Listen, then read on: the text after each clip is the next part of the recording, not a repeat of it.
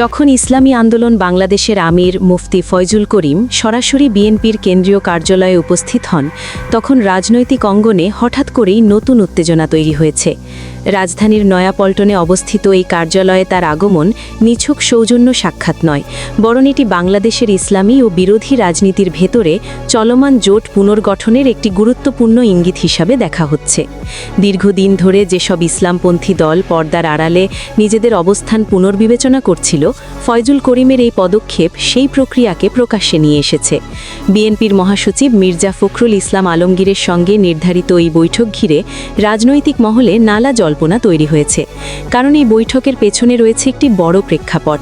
বাংলাদেশ জামায়াতে ইসলামী সম্প্রতি জাতীয় নাগরিক পার্টি বা এনসিপিকে সঙ্গে নিয়ে একটি নতুন রাজনৈতিক জোটের পথে এগিয়েছে। এই উদ্যোগে ইসলামী আন্দোলন বাংলাদেশের মতামত বা অংশগ্রহণ না থাকায় দলটির ভেতরে তীব্র অসন্তোষ তৈরি হয়। সেই অসন্তোষই শেষ পর্যন্ত ফয়জুল করিমকে নতুন পথ অনুসন্ধানে বাধ্য করেছে বলে মনে করছেন বিশ্লেষকরা। ইসলামী আন্দোলন বাংলাদেশ দীর্ঘদিন ধরেই নিজেদের একটি স্বাতন্ত্র্য আদর্শিক অবস্থান ধরে রাখার চেষ্টা করে আসছে। তারা বরাবরই দাবি করে এসেছে যে ক্ষমতার রাজনীতির চেয়ে নৈতিকতা ও আদর্শ তাদের কাছে বেশি গুরুত্বপূর্ণ। কিন্তু বাস্তব রাজনীতির ময়দানে টিকে থাকতে গেলে জোট ও সমঝোতা অনিবার্য। এই বাস্তবতাও দলটি অস্বীকার করে না। তবুও জামায়াতের নেতৃত্বে গঠিত নতুন জোটে নিজেদের উপেক্ষিত মনে করায় ইসলামী আন্দোলনের নেতৃত্ব স্পষ্টভাবে আপত্তি তোলে। বিশেষ করে ফয়জুল করিমের বক্তব্যে মুনাফিকি রাজনীতি শব্দটি উঠে আসা রাজনৈতিকভাবে অত্যন্ত তাৎপর্যপূর্ণ। এটি শুধু একটি মতভেদ নয়, বরং আদর্শগত বিভাজনের স্পষ্ট প্রকাশ। ইসলামী আন্দোলনের অভ্যন্তরীণ সূত্রগুলো বলছে, জামায়াতের সাথে অতীতের সম্পর্ক নিয়ে দলটির ভেতরে বহুদিন ধরেই প্রশ্ন ছিল, তবে এতদিন তা প্রকাশ্যে আনা হয়নি। এনসিপিকে সঙ্গে নিয়ে নতুন জোট ঘোষণার পর সেই চাপ আর ধরে রাখা সম্ভব হয়নি। এই পরিস্থিতিতে বিএনপির দিকে ঝুঁকাটা ইসলামী আন্দোলনের জন্য একটি কৌশলগত সিদ্ধান্ত হিসাবেই বিবেচিত হচ্ছে। বিএনপি বর্তমানে নিজেকে একটি বৃহৎ বিরোধী ছাতার নিচে পুনর্গঠনের চেষ্টা করছে। শেখ হাসিনার সরকারের পতনের পর রাজনৈতিক মাঠে যে শূন্যতা তৈরি হয়েছে, সেটিকে কাজে লাগাতে বিএনপি চাচ্ছে বিভিন্ন ইসলামপন্থী ও মধ্যপন্থী দলকে কাছাকাছি আনতে। ফয়জুল করিমের আগমন সেই প্রক্রিয়াকে আরও দৃশ্যমান করেছে। বৈঠকটি ঘিরে আরেকটি গুরুত্বপূর্ণ দিক হল, এটি আনুষ্ঠানিক জোট ঘোষণার বৈঠক নয়, বরং সম্ভাবনা যাচাইয়ের একটি ধাপ। উভয় পক্ষই এখনও প্রকাশ্যে কোনো চূড়ান্ত সিদ্ধান্তের কথা বলছে না, তবে রাজনৈতিক ভাষায় এটিকে বলা যায় টেস্টিং দ্য গ্রাউন্ড। ইসলামী আন্দোলন জানতে চাচ্ছে বিএনপির সঙ্গে গেলে তারা কতটা মর্যাদা ও স্বাধীনতা পাবে। অন্যদিকে বিএনপিও হিসাব করছে এই জোট তাদের ভোটের সমীকরণে কতটা ইতিবাচক প্রভাব ফেলতে পারে। রাজনৈতিক বিশ্লেষকদের মতে ইসলামী আন্দোলনের এই অবস্থান জামায়াতের জন্য একটি বড় ধাক্কা, কারণ ইসলামপন্থী রাজনীতির মাঠে বিভক্তি তৈরি হলে সেটার সরাসরি প্রভাব পড়ে ভোট ব্যাংকের ওপর। আগে যেখানে ইসলামী দলগুলো একে অপরের উপর নির্ভর করে এগোতে পারত, সেখানে এখন আলাদা আলাদা পথে হাঁটার প্রবণতা স্পষ্ট হচ্ছে। এই বিভাজন ভবিষ্যতের নির্বাচনে নতুন ফলাফল বয়ে আনতে পারে। বিএনপির দৃষ্টিকোণ থেকেও এই বৈঠক কম গুরুত্বপূর্ণ নয়। দলটি দীর্ঘদিন ধরে অভিযোগ করে আসছে যে তারা একা রাজপথে আন্দোলন চালিয়ে যাচ্ছে, অথচ অনেক দল সুবিধাবাদী ভূমিকা পালন করেছে। ইসলামী আন্দোলনের মতো একটি দল যদি আনুষ্ঠানিক বা অনানুষ্ঠানিকভাবে বিএনপির পাশে দাঁড়ায়, তাহলে সেটি আন্দোলনের নৈতিক শক্তি বাড়াতে পারে, এমনটাই ভাবছেন বিএনপির নীতি নির্ধারকরা। আরেকটি বিষয় এখানে বিশেষভাবে লক্ষণীয়, ইসলামী আন্দোলন বাংলাদেশ নিজেদের পরিচয়কে জামায়াত বিরোধী ইসলামী শক্তি হিসাবে প্রতিষ্ঠিত করার চেষ্টা করছে। এই অবস্থান তাদেরকে সাধারণ ধর্মপ্রাণ ভোটারদের কাছে আলাদা একটি গ্রহণযোগ্যতা দিতে পারে। বিশেষ করে যেসব ভোটার জামায়াতের অতীত রাজনৈতিক ভূমিকা নিয়ে দ্বিধায় আছে, তাদের কাছে ইসলামী আন্দোলন একটি বিকল্প হিসাবে হাজির হতে চাইছে। এই বৈঠকের সময় ও প্রেক্ষাপটও গুরুত্বপূর্ণ। নির্বাচন যত ঘনিয়ে আসছে, ততই দলগুলো নিজেদের অবস্থান পরিষ্কার করছে। কেউ ঝুঁকিপূর্ণ জোটে যাচ্ছে, কেউ আবার নতুন মেরুকরণের পথে হাঁটছে। ফয়জুল করিমের বিএনপি কার্যালয়ে উপস্থিতি সেই বৃহত্তর রাজনৈতিক দাবার বোর্ডে একটি নতুন চাল হিসাবে বিবেচিত হচ্ছে।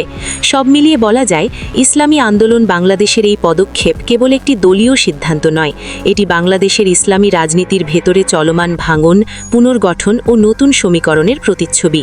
সামনে এই বৈঠক থেকে কী বার্তা বেরিয়ে আসে, সেটির উপর নির্ভর করবে বিরোধী রাজনীতির পরবর্তী গতিপথ। বৈঠক ঘিরে রাজনৈতিক অঙ্গনে যে প্রশ্নটি সবচেয়ে বেশি ঘুরপাক খাচ্ছে তা হল ইসলামী আন্দোলন বাংলাদেশ শেষ পর্যন্ত কোন পথে হাঁটবে।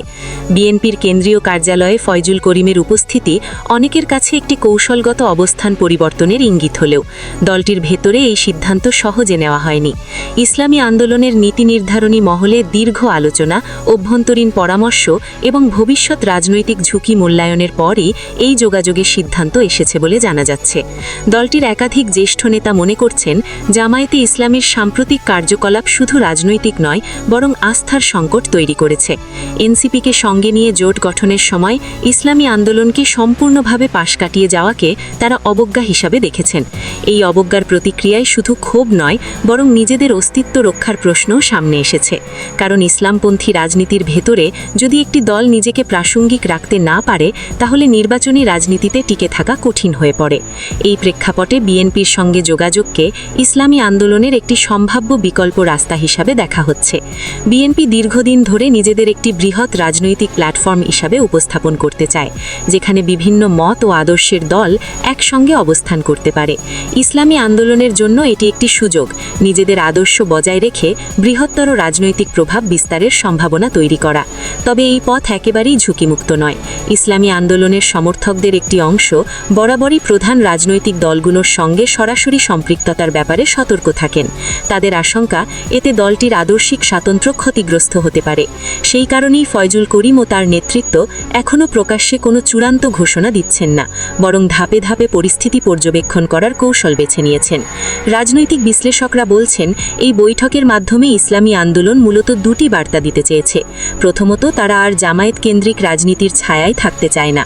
দ্বিতীয়ত, তারা চাইলে বড় রাজনৈতিক শক্তির সাথেও আলোচনায় বসতে সক্ষম। এই সক্ষমতা প্রদর্শন করাই ছিল অন্যতম উদ্দেশ্য। এই বার্তাগুলো শুধু জামায়াতের জন্য নয়, বরং অন্যান্য ইসলামপন্থী দলগুলোর জন্যও একটি সতর্ক সংকেত। অন্যদিকে বিএনপির ভেতরেও এই বৈঠক নিয়ে ভিন্ন ভিন্ন মত দেখা যাচ্ছে। একাংশ মনে করছে, ইসলামী আন্দোলনের সঙ্গে ঘনিষ্ঠতা বিএনপির আন্দোলনকে ধর্মভিত্তিক রং দিতে পারে, যা সব শ্রেণীর ভোটারের কাছে বরাবরই ইতিবাচক নাও হতে পারে।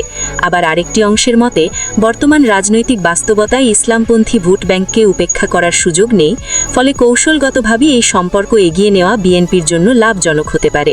এই পুরো ঘটনা প্রবাহে জামায়াতে ইসলামীর অবস্থানও প্রশ্নের মুখে পড়েছে।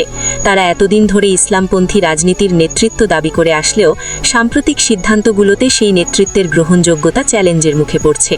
ইসলামী আন্দোলনের প্রকাশ্য অসন্তোষ এবং বিএনপির সঙ্গে যোগাযোগ জামায়াতকে আরও সতর্ক হতে বাধ্য করতে পারে।